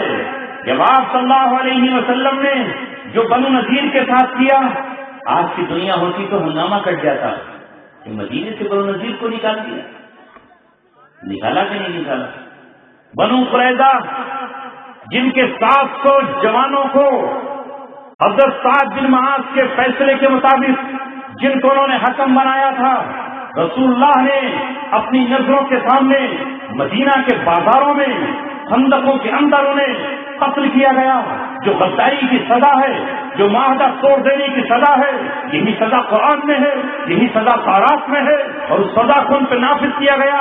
جو سزا کا فیصلہ آسمان میں ہے، یہی رسول اللہ صلی اللہ علیہ وسلم کا اخلاق ہے۔ آپ صلی اللہ علیہ وسلم کے اخلاق کو سمجھنے کے لیے پورا قرآن پڑھنا ہوگا، صرف مکی صورتیں پڑھنے سے کام نہیں چلے۔ وہ قرآن جو مدینہ میں اترا ہے وہ بھی، وہ قرآن جو مکہ میں اترا ہے وہ بھی سارا پڑھنا ہوگا، اور پھر ایک ایک پہ ہمیں عمل کرنا پڑے گا، تب کہیں جا کر محمد رسول اللہ صلی اللہ علیہ وسلم پر ہمارا کامل ایمان ہوگا۔ آپ صلی اللہ علیہ وسلم کی زندگی اور قرآن ہم پڑھ کر کے دیکھیں، لہذا جب دنیا ہم سے صلح کی بات کرے تو ہم صلح کی بات کریں گے۔ وَإِن جَنَحُوا لِلسَّلْمِ فَاجْنَحْ لَهَا، قرآن کہتا ہے کہ اگر وہ صلح کے لیے جھکے تو تم صلح کے لیے جھکو۔ قرآن نے یہ نہیں کہا کہ تم صلح کے راگ راب سے رہو کہ صلح کر لو بھائی، صلح کر لو، صلح کر لو۔ وہ صلح کے لیے آئے تو صلح کرو، ورنہ اپنی طرف سے نہیں۔ اور صلح کرنے کے بعد اگر وہ خیانت کرے تو پھر ان کے معاہدے کو ان کے منہ پر پھینک مارو۔ اب صلح کی باتیں کرنا، اب صلح کی بات کرنا چھوڑ دو۔ رسول اللہ صلی اللہ علیہ وسلم صلح حدیبیہ پر آئے تو صلح کا پیغام لے کر کون آئے؟ سہیل آئے، ابو سفیان آئے، عروہ آئے۔ رسول اللہ نہیں پہنچے مکہ میں صلح کرنے کے لیے، رسول اللہ نے صلح نامہ نہیں لکھ کر کے بھیجا، بلکہ وہ صلح کرنے کے لیے آئے اور آپ نے صلح کر لی۔ اور 1 سال کے بعد، 2 سال کے بعد جب انہوں نے صلح توڑ دی تو محمد صلی اللہ علیہ وسلم نے دوبارہ صلح نہیں کی بلکہ مکہ کو فتح کر کے دکھایا۔ اب آج جس کو دیکھو وہ اپنے آپ کو مسلمان تو کہتا ہے، لیکن کہتا ہے کہ مسلمان اس کا نام ہے جو ایسی زندگی گزارے جو چوہوں کی زندگی ہو، جو بلیوں کی زندگی ہو، ایسی نہیں۔ رسول اللہ صلی اللہ علیہ وسلم نے کہا، فرمایا، نوٹ کر لیجئے اسے، ایک مسلمان من قتل دون مالی ہی، اگر اپنے مال کی حفاظت میں مارا جاتا ہے فہو شہید۔ شہید کا کتنا اونچا مقام ہے، مومن کی آرزو ہی شہادت ہے، یعنی مال کے دفاع کے لیے کھڑے ہو جاؤ۔ اگر تم اپنا مال بچاتے ہوئے قتل ہوتے ہو تو تم مارے نہیں گئے بلکہ تم جنت میں جاتے ہو۔ ومن قتل دون عرضہ، جو تمہاری آبرو بچاتے ہوئے مارا جائے، جو اپنی آبرو بچاتے ہوئے مارا جائے وہ شہید ہے۔ ومن قتل دون دینہ، جو اپنے دین کو بچاتے ہوئے مارا جائے وہ شہید ہے۔ کل تک مسلمان یہ بات سمجھتا تھا، اس لیے دنیا جانتی تھی ایک مسلمان کی نظر میں جان سستی ہے، آبرو اس کی قیمتی ہے، ایک مسلمان کی نظر میں اس کی جان کی کوئی حیثیت نہیں ہے، اس کے دین کے مقابلے پر وہ جان دینے کے لیے ہر وقت تیار بیٹھا رہتا ہے۔ اور جان یہ ہماری ہے ہی کہاں، ان اللہ اشتری من المؤمنین انفسهم واموالهم بان لهم الجنہ، اللہ نے کافر کی جان کو نہیں خریدا، مشرک کی جان کو نہیں خریدا، یہودی اور عیسائی کی جان کو نہیں خریدا۔ اگر اللہ نے جان اور مال خریدا ہے تو میرا خریدا ہے، آپ کا خریدا ہے، مسلمانوں کا خریدا ہے۔ اب یہ جان اللہ تبارک و تعالیٰ کی ہے، کوئی جان کو جہاں چاہے نیلام کر دے، اللہ تبارک و تعالیٰ اس جان کو جہاں چاہے استعمال کرے، وہ چاہے آج لے لے، وہ چاہے کل لے لے، وہ چاہے پرسوں لے لے، وہ چاہے جوانی میں لے لے، وہ چاہے بڑھاپے میں لے لے، وہ چاہے میدان جنگ میں لے لے، یا بستر پر لے لے، ایکسیڈنٹ میں لے لے، یا کینسر میں لے لے، یا کسی اور بیماری میں لے لے۔ یہ جان ہماری ہے کہاں؟ یہ اللہ تبارک و تعالیٰ کی جان ہے۔ یہ مال ہمارا ہے کہاں؟ مولانا عمر عبد الرحمان نے کھڑے ہو کر اپنے ساتھیوں سے یہ کہا، جیل کی سلاخوں سے ڈرتے کیوں ہو، قید میں ڈرتے کیوں ہو؟ تم نے تو اللہ سے سودا کیا تھا، اے اللہ ہم نے جان تیرے حوالے کر دی ہے، یہ جان تیری ہے، یہ مال تیرا ہے، اگر اللہ تبارک و تعالیٰ اس جان کو جیل کے اندر رکھنا چاہتا ہے تو جیل کی سلاخوں سے گھبراتے کیوں ہو؟ تم نے تو سودا کر لیا ہے اپنی جانوں کا. وہ آزاد رکھے تو آزاد رہو، وہ میدان میں لے جائے تو میدان میں رہو، وہ بستر پہ بیماری کی حالت میں رکھے تو بیمار رہو، اور وہ قید کے اندھیریوں میں رکھے تو قید رہو. شکوہ کیوں کرتے ہو کہ قید ہو گئے؟ اللہ نے قید کر رکھا. جان ہماری نہیں. جس دن ہم یہ سمجھنے لگے یہ جان ہماری ہے تو اسی دن ہم خیانت کر رہے ہیں اپنے سودے میں، اسی دن ہم امانت میں خیانت کر رہے ہیں، ہم اللہ سے کیا ہوا معاہدہ توڑ رہے ہیں. اللہ تبارک و تعالیٰ سے ہم نے معاہدہ کیا ہے، اسی معاہدے کی طرف اللہ تبارک و تعالیٰ فرماتا ہے وَمِنْهُمْ مَنْ قَضَى نَحْبَهُ وَمِنْهُمْ مَنْ يَنْتَظِرُ. مردوں میں سے کچھ وہ ہیں رجال صدقوا ما عاهدوا الله علیہ، مرد زمانہ وہ ہے کہ جو اللہ تبارک و تعالیٰ سے معاہدہ کیا تھا اے مولا تیرے سامنے تیرے مقابلے کسی کے سامنے سر نہیں جھکائیں گے، تیرے مقابلے کسی کا جھنڈا نہیں اٹھائیں گے، تیرے مقابلے کسی طاقت سے نہیں ڈریں گے، تیرے مقابلے کسی قوت کو سجدہ نہیں کریں گے. نمرود آتا ہے تو اس کی آنکھوں میں آنکھیں ڈالیں گے، فرعون آتا ہے تو اس سے پنجہ لڑائیں گے، اس سے نصر جیسی طاقت آتی ہے تو اسے بھی چیلنج کریں گے، جالوت جیسی قوت کوئی آتی ہے تو وہ حضرت داؤد کی طرح چلتے ہوئے اس سے بھی مقابلہ کریں گے. لہذا ہم تو اللہ تبارک و تعالیٰ اس سے جو وعدہ کیا ہے اس وعدے کو پورا کریں گے. یہ آیت کب اتری؟ جب احد میں 22 صحابہ نے اس وعدے کو پورا کر دیا اور شہادت کا جام پی لیا. جب احد میں 70 صحابہ نے اس وعدے کو پورا کر دیا اور میدان سے راہ فرار اختیار نہیں کی تو اللہ تبارک و تعالیٰ نے کہا ان میں سے کچھ وہ ہے جو اپنا وعدہ پورا کر چکے ہیں اور کچھ وہ ہے جو انتظار میں ہیں. مومن دو ہی حالت میں رہتا ہے، یا تو اللہ تبارک و تعالیٰ سے جو وعدہ کیا ہے اس وعدے کو پورا کر دیتا ہے، یہ وعدہ پورا کرنے کے انتظار میں رہتا ہے. تیسری کوئی صورت ہی نہیں. دنیا ہمارے لیے قید خانہ ہے، جس گیٹ کھلے گا اس سیدھا جنت کی طرف جائیں گے. جیل سے نکلنے والا سیدھا اپنے گھر جاتا ہے، اپنی بیوی کے آغوش میں پہنچتا ہے. یہاں دنیا چھوڑ کر مومن جب جاتا ہے تو سیدھا اپنے جنت کے بالا خانوں میں جاتا ہے، جنت کے گھروں میں جاتا ہے. اور شہید تو 72 حوروں کے جلوں میں پہنچ جاتا ہے. اسے تو قیامت تک پیاس ہی نہیں لگتی، اسے تو بھوک ہی نہیں لگتی. اور اللہ تبارک و تعالیٰ اسے رزق اپنے پاس سے دیتا ہے. جس دن اس دنیا کی قید خانے کو چھوڑیں گے، اس دنیا کیا یہ دنیا ساتوں زمین ایک طرف رکھ دی جائے اور ساتوں آسمان اس کے ساتھ ملا دیے جائیں تو جنت کی چوڑائی کے برابر بھی نہیں ہو سکتے. لمبائی کا تو اس کی کہنا کیا ہے. جب دنیا چھوڑیں گے تو جنت اس دنیا سے 70 اس دنیا سے 7 گنا بڑی جنت اللہ تبارک و تعالیٰ ہمیں عطا فرمائے گا.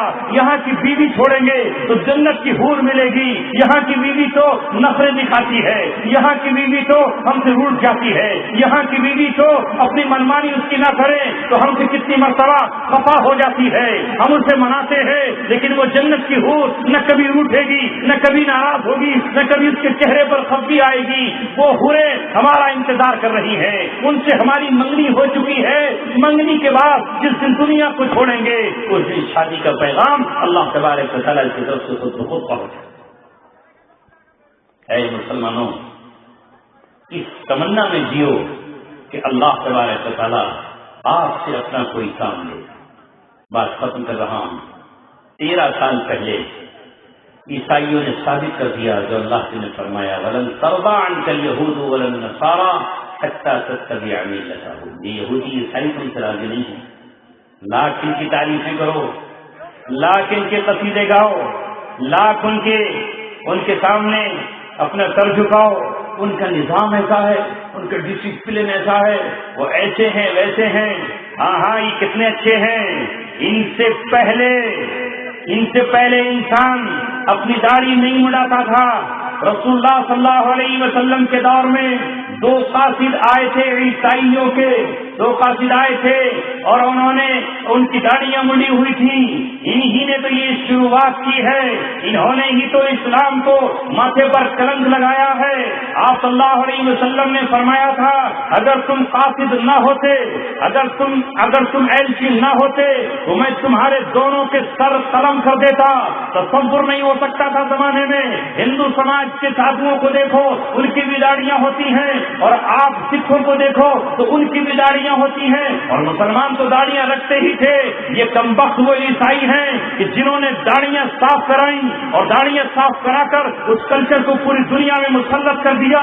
آج مسلمان مجبور ہو گیا فیشن کی بنیاد پر, شرم آتی ہے اسے کہ میں کس طرح داڑھی رکھوں. لہذا یہی وہ عیسائی بدبخت قوم ہے جس نے اللہ تبارک و تعالیٰ کی تخلیق کو تبدیل کیا, اور اللہ تبارک و تعالیٰ کی بناوٹ میں انہوں نے تبدیلی کی. انہی کی لعنت ہے جو پوری دنیا پر مسلط ہے. یہی تو ہے جو پوری دنیا میں شراب کے لائسنس دے رہے ہیں, یہی تو ہے جو شراب کے لائسنس دے رہے ہیں. ان کو ہم اچھا کیسے کہہ دیں؟ دنیا کی کوئی قوم ان سے بدتر نہیں ہے. ان سے بدتر تو ہمارے ملک کے مشرک و بت پرست بھی نہیں ہے, اس لیے کہ ان کے یہاں اجتماعی زنا ہوتے ہیں. آج دنیا میں اس اجتماعی زنا کو یہ دکھاتے ہیں نائٹ کلبوں میں اجتماعی طور پر زنا ہوتے ہوئے ایک تو زنا کر رہے ہیں, اور دوسرے یوٹیوب پر اسے ڈال کر, اور دوسرے انٹرنیٹ پر اسے ڈال کر ساری دنیا کے نوجوانوں کو دکھا رہے ہیں کہ کس طرح زنا کاریاں ہوتی ہیں. یہ وہ دنیا کی بدبخت قوم ہے جو خنزیروں سے, جو کتوں سے, گدھوں سے, اور جو جانوروں سے, گھوڑوں سے, خچروں سے اپنی عورتوں کو زنا کراتی ہوئی پوری دنیا کو دکھاتی ہے. اس قوم کے ترانے مسلمان کوئی وائز پڑھے, کوئی مسلمان ادیب پڑھے, کوئی مسلمان خطیب پڑھے, لعنت ہے اس پر, اس قوم کی جس پر اللہ تبارک و تعالیٰ کی لعنت 24 گھنٹے برستی ہو, جس نے پوری دنیا میں جب مسلمانوں نے اپنا نظام نافذ کرنا چاہا, جب افغانستان میں یہ حکم جاری کیا ملا محمد عمر نے, اے مسلمانوں یہ داڑھی تمہارے نبی کی سنت ہے, اس پر عمل کرو, تو قندھار سے لے کر کے کابل تک, مزار شریف سے لے کر کے بکتیا صوبے تک ایک شخص ایسا نہیں تھا افغانستان کی سرزمین پر جس کے ایک مچھ کی داڑھی نہ ہو. ایک مچھ کی داڑھی والا ہر شخص موجود تھا, گورنر سے لے کر کے صدر تک, امیر المومنین سے لے کر کے ڈپٹی چیئرمین تک سب کے سب داڑھی والے تھے, پولیس والوں کے داڑھیاں تھیں.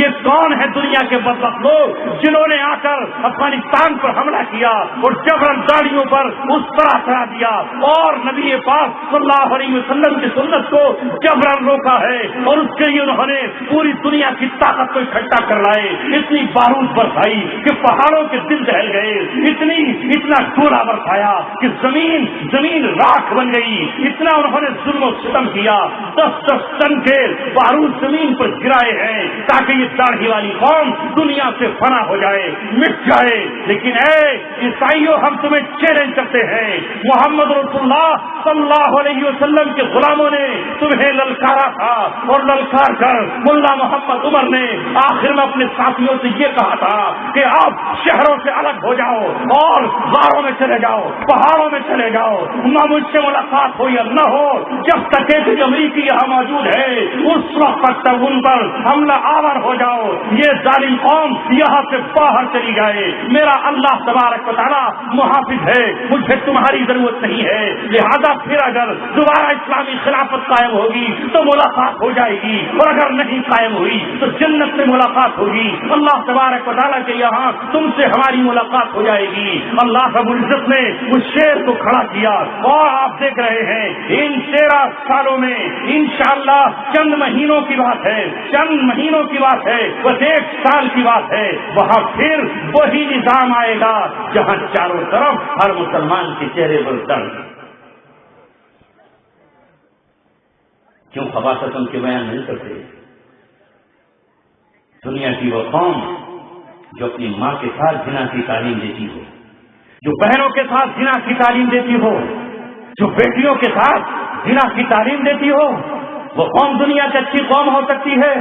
وہ زمین پر سب سے بہتر اور سب سے اعلیٰ اور سب سے افضل اگر کوئی قوم ہے تو وہ قوم مسلم ہے, جس میں آج بھی بیٹی کا تقدس باقی ہے، جس میں آج بھی ماں کی ممتا باقی ہے، جس میں آج بھی انسانیت باقی ہے، پوری دنیا کا سروے کرو، اسلامی ملکوں کا سروے کرو اور پھر دیکھو کہ شراب کتنے ملکوں میں بکتی ہے۔ وہ قوم جس کی بیٹیاں شراب پیتی ہوں، جس شراب کی تعلیم دیتے ہوں، وہ کیا ہمارا مقابلہ کر پائے گی؟ وہ کیا ہم سے بہتر ہو پائے گی؟ ہمارے اللہ نے 1450 سال پہلے ہمیں بہتر کا خطاب دے دیا ہے، کنتم خیر امت، تم بہترین امت ہو، کنتم خیر امت، یہ نہیں کہا کہ تم بہترین امت تھے، کنتم خیر امت، تم بہترین امت ہو، تأمرون بالمعروف، تم اچھائی کا حکم کرتے ہو اور برائیوں سے روکتے ہو۔ آج بھی روئے زمین پر برائیوں کے شیطانوں سے کون مقابلہ کر رہا ہے؟ نہ جرمن، نہ جاپان، نہ چین، نہ ہندوستان۔ اگر کوئی مقابلہ کر رہا ہے ان بروں سے، ان برائیوں سے، اگر کوئی ساری دنیا میں مقابلہ کر رہا ہے تو وہ مسلمان قوم ہے جس نے اپنے گردنیں تلوار کی دھار پر رکھ کر، جنہوں نے اپنے آپ کو بارود و بم کے سامنے کر کے دنیا کی طاقتور قوم کو یہ بتا دیا ہے کہ اب ہم دنیا پر انشاءاللہ راج کریں گے اور ہمارے راج میں شراب نہیں بیچی جائے گی۔ آخری خوشخبری سنا کر اپنی بات ختم کرتا ہوں، جو پرسوں میں راشٹریہ سہارا اخبار کے آخری صفحے پر پڑھی، دل خوشی سے اچھل اٹھا اور یہ مبارکبادی ہم آپ کو پیش کرتے ہیں کیونکہ آپ نے نہ پڑھی ہوگی۔ ملک شام میں اسلام پسندوں نے، دولت اسلامیہ عراق و شام کے رہنماؤں نے عیسائیوں کو بلا کر کہا، عیسائیوں وقت بدل گیا ہے، خون رنگ لے آیا ہے، لہو قربانی دے چکا ہے، لہذا فیصلہ وہی ہوگا جو کل ابو بکر صدیق کے دور میں ہوتا تھا۔ اب وہی بات تمہارے سامنے رکھی جائے گی جو سعد بن وقاص نے ایرانیوں کے سامنے رکھی تھی، جو ابو عبیدہ بن جراح نے رومیوں کے سامنے رکھی تھی، جو خالد بن ولید نے غزوہ یرموک میں رکھی تھی۔ لہذا ان سے کہہ دیا گیا، عیسائیوں 3 آپشن ہیں تمہارے لیے۔ پہلا آپشن یہ ہے کہ اسلام قبول کر لو، ہمارے جیسے ہو جاؤ گے اور بالکل اپنی برابری کا تمہیں حق دیں گے، اور اگر یہ نہیں کرتے تو پھر ہمیں جزیہ دو، ٹیکس دو، ہم تمہاری حفاظت کریں گے، جان و مال کی بھی۔ اور اگر جزیہ دینے کے لیے بھی تیار نہ ہو تو پھر تلوار تمہارے اور ہمارے درمیان فیصلہ کرے گی۔ بتاؤ کون سا فیصلہ منظور ہے؟ کہا جزیہ دینا منظور ہے اور ہم جزیہ دیں گے۔ 3 طبقے بنائے گئے عیسائیوں کے، ایک مالدار، دوسرا درمیانی، تیسرا نیچے کا طبقہ۔ کہا جو مالدار ہیں جزیہ بہت زیادہ نہیں لیتے اہل اسلام، یہ ہمیں بدنام کیا جاتا ہے کہ جزیہ لیں گے، ٹیکس لیں گے، ابھی تمہاری برابر تھوڑی لیتے ہیں ہم، انکم ٹیکس اور سینٹ ٹیکس اور ویٹ ٹیکس اور روڈ ٹیکس اور ہاؤس ٹیکس اور واٹر ٹیکس، یہاں تک کہ جوتیوں کا بھی ٹیکس۔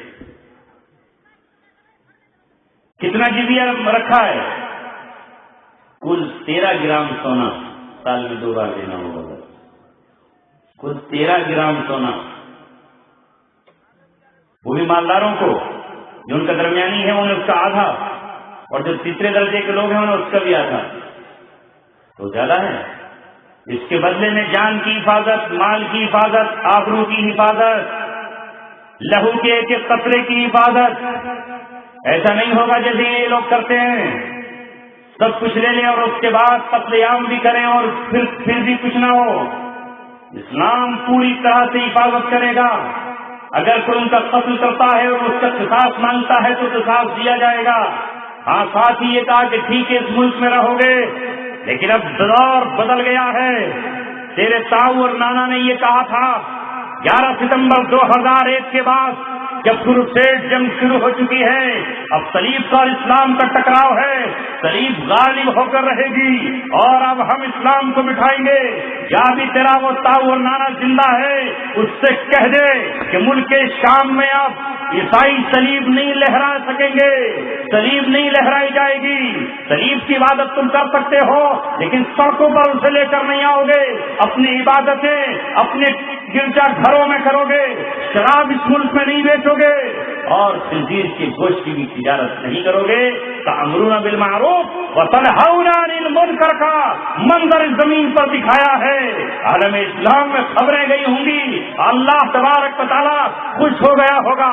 آج محمد رسول اللہ صلی اللہ علیہ وسلم کے غلاموں نے خلافت کو زمین پہ نافذ کر دیا ہے. اے مسلمانوں, کیا ہمارے لیے اب خوشی کا وقت نہیں ہے؟ دنیا کو بتاؤ کہ اسلام کبھی گردن نہیں جھکائے گا, ہم مٹ نہیں سکیں گے اور یہ قافلے آگے بڑھیں گے. صومالیہ میں بھی اسلامی شریعت کا نفاذ ہو چکا ہے, یمن میں اسلامی شریعت کا نفاذ ہو چکا ہے, افغانستان میں ہوا چاہتا ہے, اور انشاءاللہ بہت جلد پوری زمین پھر سے اسلام کی آغوش میں آئے گی. ناحق کسی کا قتل نہیں بہایا جائے گا, شراب پر پابندی عائد کی جائے گی, خنزیر کا گوشت نہیں بیچا جائے گا, عورتوں کی آبرو ریزی نہیں ہوگی, قاتل کو قتل کی سزا دی جائے گی, چور کو چوری کی سزا دی جائے گی, عزت اور ناموس انشاءاللہ محفوظ رہیں گی. دور اسلام کا آنے والا ہے. میں نے کسی مقام پر کہا تھا, بتایا تھا کہ اسلام پر 5 دور آنے والے ہیں. چوتھا دور گزر چکا ہے. 1924 سے 90 سال ہمیں ہو گئے ہیں. 2014 میں 90 سال سے فتنے و فساد کا دور چل رہا ہے. عیسائیوں اب تمہیں سمٹ کر اپنی جگہ پہنچ جانا ہوگا. اب قافلے اسلام کے نکلیں گے. اب آج ہم وہی اعلان کرنے جا رہے ہیں تو رسول اللہ نے غزوہ احزاب پر کیا تھا کہ اپنی تمام طاقت لا کر دیکھ لی تھی. ابو سفیان نے اور یہودیوں نے, تم نے بھی اپنی پوری طاقت آزما کر اور استعمال کر کے دیکھ لی ہے. عراق میں آزما لی اور باقی تمام ممالک میں آزما لی. اب ہم اعلان کریں گے الا نفزوہم ولا یفزوننا. اب ہم آگے بڑھیں گے, ایک ایک خطے پر, ایک ایک پہاڑی پر اور ایک ایک چوٹی پر اسلام کا کلمہ نافذ ہوگا, اللہ کی شریعت نافذ ہوگی, عورتوں کو عزت ملے گی, غلاموں کی زنجیریں کاٹی جائیں گی, سب کو برابری کا درجہ ملے گا, قتل عام کی دنیا کو چھٹکارا ملے گا. انشاءاللہ جس وقت اللہ کی حد زمین پر نافذ ہوگی, آسمان سے بادل برسیں گے اور زمین خزانے اگائے. اسی کے لیے ہم دنیا میں بھیجے گئے ہیں. اسی کے لیے ہمارے اکابر علماء نے مدارس کا جال بچھایا تھا, اور وہ امانت جو اللہ کے رسول سے منتقل ہو کر آئی تھی اسے مدارس کی شکل میں محفوظ کر دیا تھا کہ اے 2014 میں آنے والوں, جب تمہیں ضرورت پیش آئے تو قرآن پڑھ کے دیکھ لینا, حدیث پڑھ کے دیکھ لینا. یہ مدرسوں کا سلسلہ شروع ہوا اس ہندوستان میں جنگ آزادی سے 1857 کے بعد 1866 سے دارالعلوم دیوبند کی بنیاد رکھی گئی, اور اس کے بعد سے یہ سلسلہ شروع ہوتا ہے. الحمدللہ ثم الحمدللہ. ہمارے اکابرین نے, ہم نے یہ بات کل کہی اور آج آپ سے کہتے ہیں, میں نے یہ بات کہی کہ آج علماء کرام ہمارے کیوں یہ بات نہیں بتا رہے کہ کل جب ہندوستان میں انگریز آیا تھا تو ہندوستان میں انگریز آیا, حالانکہ ہندوستان میں کعبہ نہیں ہے, ہندوستان میں نبی کا روضہ نہیں ہے, ہندوستان جزیرہ عرب نہیں ہے, ہندوستان میں حرمین شریفین نہیں ہے, ہندوستان میں بیت المقدس نہیں ہے.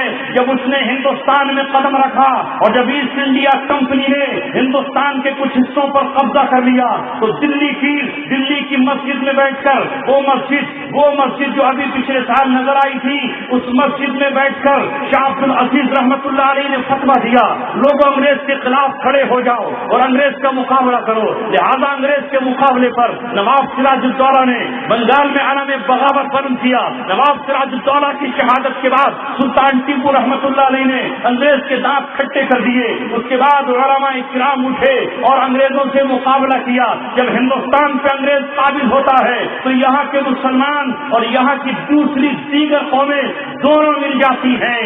انگریزوں کو یہاں سے باہر نکالنے کے لیے قتل ہوتے رہے, شہید ہوتے رہے, مقابلہ کرتے رہے, بالآخر حوصلہ نہیں ہارا, ہمت نہیں ہاری. تو جب ہندوستان پر قبضہ ہو جائے تو انگریزوں کو یہاں سے بھگایا جائے. اور آج جب جزیرہ عرب پر, سعودی عرب پر اور ملک شام پر, مسجد اقصی پر, خانہ کعبہ کے چاروں طرف یہ عیسائی پہنچ جائیں